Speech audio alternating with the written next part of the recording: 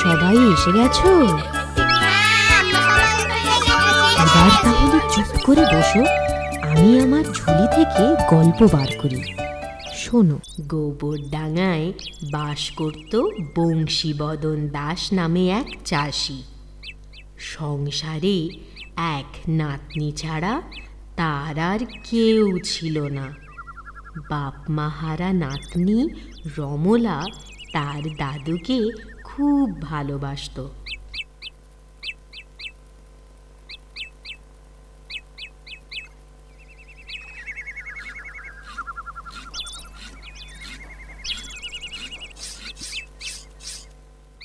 বুঝলি নাতনি, বয়স বাড়ছে আর খিদে, ঘুম, চোখের জ্যোতি, দেহের বল সব কেমন কমে আসছে।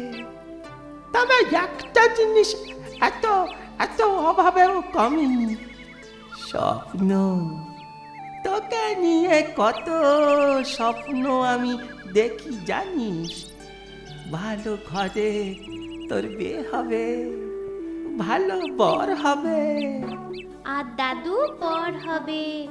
আবার সেই তুমি আমার বিয়ের কথা বলছো?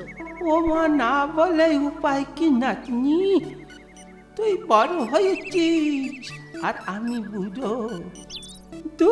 দুটো বাড়ি আমাদের জন্য অপেক্ষা করছে রে। আমার জন্য জমের বাড়ি আর তোর জন্য শ্বশুর বাড়ি। আজে বাজে কথা বলে আবার হাসা হচ্ছে। আরে কি হলো বংশীদা, আজ আবার তোমার নাতনি খেপলো কেন? আরে কি হয়েছে কি? দেখুন না কেমন বাজে বাজে কথা বলছে। না না, বাজে কথা নয় যতীন, কাজের কথা। ভালোই হয়েছে তুমি এসেছ। বসো বসো, এখানে বসো।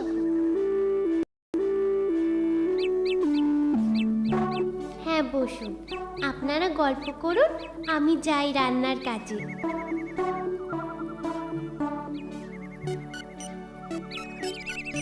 আমার একটা উপকার করবে যতীন। কি গো? একটা ভালো পাত্রের সন্ধান দেবে। সে না হয় দিলাম, কিন্তু কিন্তু বে দেবে কি করে বংশীদা? তোমার তো তেমন টেকা করি নেই। সেই আমি ভেবেই রেখেছি, ওই চাষের জমি এই বাড়ি বেচে দেব। সে কি? হ্যাঁ। আরে চাষের জমি বেচলে তুমি খাবে কি? আর আর বাড়ি বেচলে তুমি থাকবে কোথায়? সে ছোট দেখে একটা ঘর কিনে নেব খন। ঠিক আছে, তোমার ঘর জমি না হয় আমি কিনবো। আরে ভয় নেই, ভয় নেই, অন্যদের থেকে 2 পয়সা বেশি দেব, তোমায় আমি ঠকাবো না। বাঁচালে বাঁচালে যতীন, তুমি আমায় বাঁচালে। শোনো শোনো বংশীদা, শোনো, এ বাড়ি কেনার পরেও তোমায় কোথাও যেতে হবে না। বাকি জীবনটা তুমি এখানে এই বাড়িতেই কাটিও। না না না না যতীন, তা হয় না। তুমি ভালোবেসে সুযোগ দিলেই আমি তা নেব কেন? আচ্ছা যতীন, তোমার খোঁজে কোনো কম দামি বাড়ি বিক্রি আছে নাকি? না গো বংশীদা, তবে তোমার জন্য খোঁজ নিয়ে দেখতে পারি। রতন, এই রতন! আরে মামা, তোমরা এসে গেছো? যাক, এবার আমি নিশ্চিন্ত হলাম। বংশীদা, এই আমার ভাগ্নে রতন। ছেলেবেলায় বাবা মারা যাবার পর ওর মা, মানে আমার বোন মিনতি, ওকে বড় করে তোলে। ও তাই বুঝি? 6 মাস হয়ে গেল আমি আমার মাকেও হারিয়েছি। আহারে, তা তোমার ঘর বেচে দিলে যে? ওই আপনাদের থেকে যে টাকা পাবো তা নিয়ে আমি শহরে যাব বাণিজ্য করতে। বাবা বাবা, খুব ভালো খুব ভালো। তা বাবু ব্যথা করবে কবে? ও দাদু, তোমার সেই এক কথা। বুঝেছি বংশীদা, আমার ভাগ্নিকে তোমার পছন্দ হয়েছে। আমি বলি কি, আপনারা ঘরে যান, আমি পুকুরে ডুব মেরে আসি। আজ দুপুরেই শহরে রওনা দেব। ভাগ্নিও লজ্জা পেয়ে পালালো বংশীদা। চলো আমরা ঘরের ভেতরে যাই। হ্যাঁ হ্যাঁ, তাই চলো। রতন ছেলেটা বড় ভালো, একেবারে রত্ন, তাই না? হবে হয়তো। বড্ড একা, ও ঠিক আমার মতো।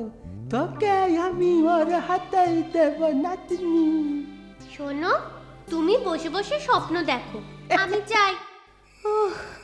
ঘরদোর গোছগাছ করে গা হাত পায়ে একদম ব্যথা হয়ে গেছে।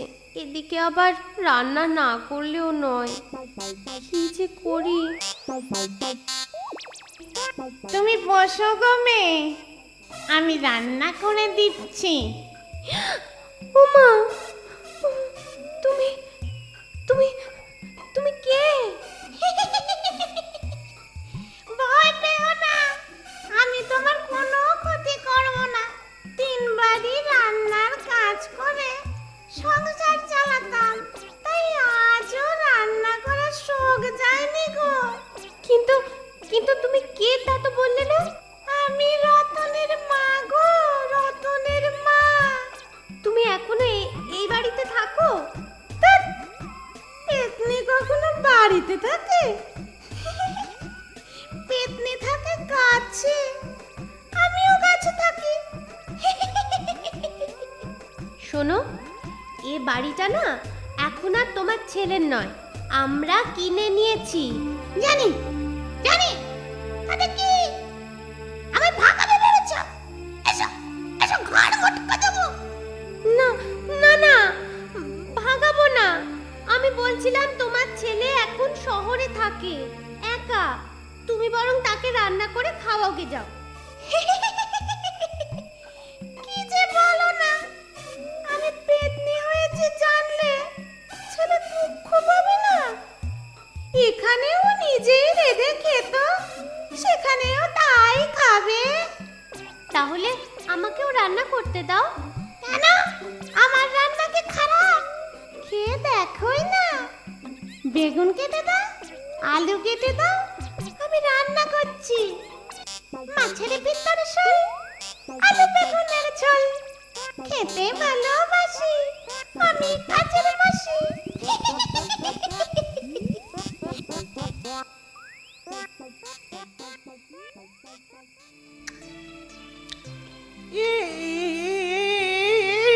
ইস, তোর মনটা আজকাল কোথায় থাকে বলি তো নাতনি?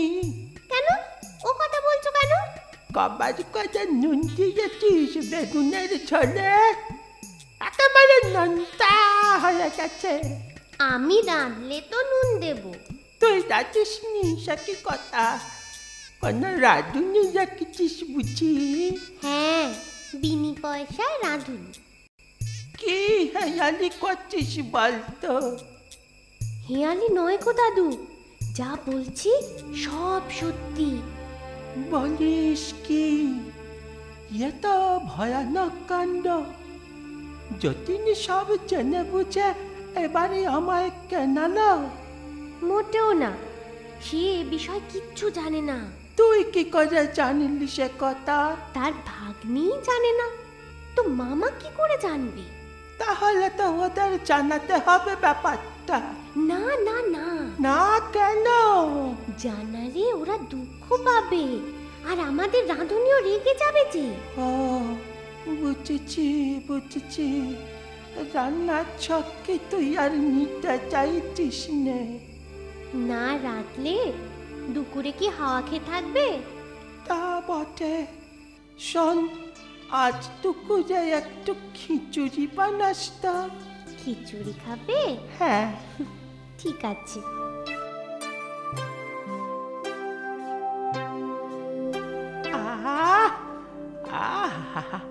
দুকু বেগুনের খিচুড়িটা বেশ ভালোই বানিয়েছিলি নাতনি, তাই রাতের জন্য রেখেছিস তো? বাঁচলে তো রাখবো। একটু বেশি করে বানালাই পাত্রিস থেকে যেত। একটু কেন, অনেক বেশি বানিয়েছিলাম। তাহলে থাকলো না কেন বল?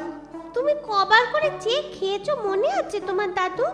ও, অনেকবার করে চেয়েছি বোধহয়, হবে হয়তো। তা রাতে কি রান্না করছিস? আলু বেগুনের ঝোল, মাছের ভেতর ঝোল, খেতে ভালোবাসি আমি কাজের মাসি। আজও কি আলু বেগুনের ঝোল রাঁধবে? হ্যাঁ এছাড়া কি আর কিছুই রাঁধতে জানো না? হ্যাঁ জানি, বেগুন আর আলুর ঝোল। সে তো একই হলো। তাহলে তাহলে শোল মাছ নিয়ে এসো। এত রাতে মাছ কোথায় পাবো? ঠিক আছে, পুকুর থেকে আমি ধরে আনছি। তা নাতনি, শোল মাছ পেলি কোথায়? সে এনেছে। ও, সে ইস, আজ নুনে পড়া পেতনিরা এত বেশি নুন খায়, জানা ছিল না বাবা। আস্তে আস্তে, শুনতে পেলে আর রক্ষে নেই। রক্ষে আর পাচ্ছি কোথায় নাতনি? কাল দুপুরেও রান্না সেই রাঁধবে বলেছে। আবার দুপুরেও? এ তো মহা জ্বালাতন হলো না, একটা উপায় না করলেই নয়। আমি কালকেই যাব ওঝা ডাকতে। খবরদার, খবরদার বুড়ো, ও কাজটি করলে আগে তোর নাতনির ঘাড় মটকাবো। না না না না না না না না, এই নাক মুলছি, এই কান মুলছি, আজ কখনো ও কথা মুখে আনবো না। ঠিক, শুধু মুখে নয়, মনেও যেন না আসে। ও বাবা, তাই হবে, তাই হবে রে। বংশীদা, এসো এসো। এই তা তা তোমার এত রোগা আর মন মরা দেখাচ্ছে কেন বংশীদা? বড় অশান্তিতে আছি গো যতীন। আরে আরে অশান্তি? কিসের অশান্তি তোমার এত? 1 মাস হয়ে গেল, দিনে রাতে খালি নুন পয়দা খাবার খাচ্ছি। কিন্তু রমলার রান্না তো ভালো, নুন পোড়া হবে কেন? আরে না না, জমলা তো রান্নাই করে না। তোমরা যে কি বলছো ছাতা, কিছুই আমার মাথায় ঢুকছে না। ইলাম একটা খুশির খবর দিতে। খুশির খবরটাই শুনি, দাদুর কথা শুনতে হবে না। শহরে গিয়ে রতন 1 মাসেই বড় লোক হয়ে গেছে গো। এবার আর তার বিয়েতে আপত্তি নেই। যাক, বাঁচা গেল। এবার জমলার সাথে আমিও সহজে থাকবো বাবা, এবারেতে আর নয়। সে কি গো বংশীদা, জামাইয়ের ঘরে থাকবে, তোমার নিজের ঘরে থাকতে? আরে বাবা, হ্যাঁ হ্যাঁ হ্যাঁ, তাই থাকবো। রোজ রোজ আমি ওই নুন পয়দা খাবার খেতে পারবো না। কি মুশকিল, নিজে রান্না করে যখন খাবে, নুন না দিলেই তো পারো। আরে বাবা, সে কি আমার রান্না করতে দেবে? কে? আরে তুমি কার কথা বলছো বলো দেখি? এখানে নয়, আস্তে আস্তে, এখানে নয়, চণ্ডীতলায় চলো, সব বলছি। এ তো ভয়ানক কাণ্ড বংশীদা। তবে আর বলছি কি, একটা সমাধান করে দাও যতীন। রতনের সাথে রমলার বিয়ে দিয়ে দাও বংশীদা, তবে এখানে নয়, কোথায়? ওই শহরে। সেই আমার কথাতেই তো এলে সব। না না না, আমার কথার মধ্যে একটু তফাৎ আছে। কিসের তফাৎ? তুমি তুমি এ বাড়িতেই থাকবে। যতীন, সত্যি তোমার মাথাটা একেবারে খারাপ হয়ে গেছে। তোমায় বললুম না, ওই নুন পয়দা খা। আহা, আরে কথাটা তো শেষ করতে দেবে নাকি? না, বলো বলো শুনি। হ্যাঁ, শোনো শোনো, রতন তার নিজের ভিটে ফিরতে চাইছে, তাকে কিন্তু কিছু জানিও না। আর দিদিও চাইবে না ছেলেকে দেখা দিতে। ব্যাস, সমাধান একেবারে হয়ে গেল। কথাটা তো মন্দ বলনি, তবে তাই করি। আজই রওনা দি শহরে। চলো চলো। ঘরে নেই মেয়েটা, পুরোটা উধাও। একা রেঁধে রাঁধুনি, নিজে একা খাও। মাছের ভেতরে শাল, আলু বেগুনের ঝোল। মাছের ভেতরে শাল, আলু বেগুনের ঝোল। বুঝলেন দাদু, বাপ মায়ের ভিটে, এর মায়া কি ভোলা যায়? সে তো বটেই।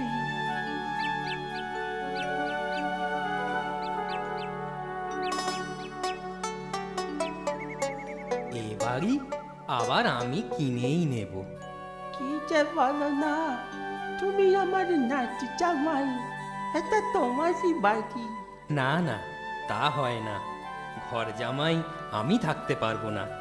কি বলো রমলা? সে তুমি যা ভালো বোঝো। তোমরা ফিরেছো দেখছি। হ্যাঁ মা। মা, কে তোমার মা? আপনি আপনি আমার শাশুড়ি মা। রতন তোমার বিয়ে করেছে বুঝি?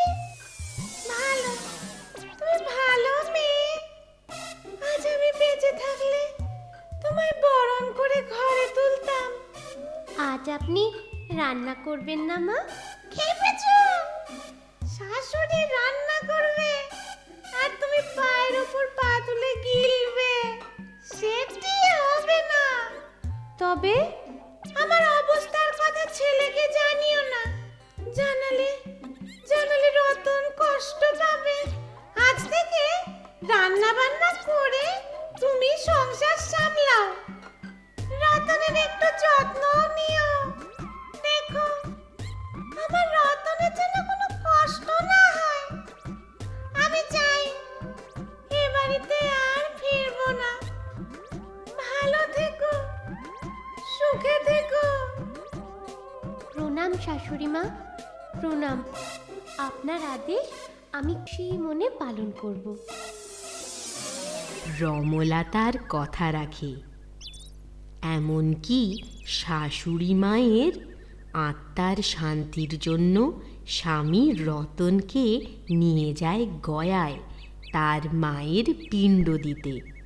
বৃদ্ধ বংশীকেও আর নুন পোড়া খাবার খেতে হয় না। আমার কথাটি ফুরলো, নোটে গাছটি মুড়লো।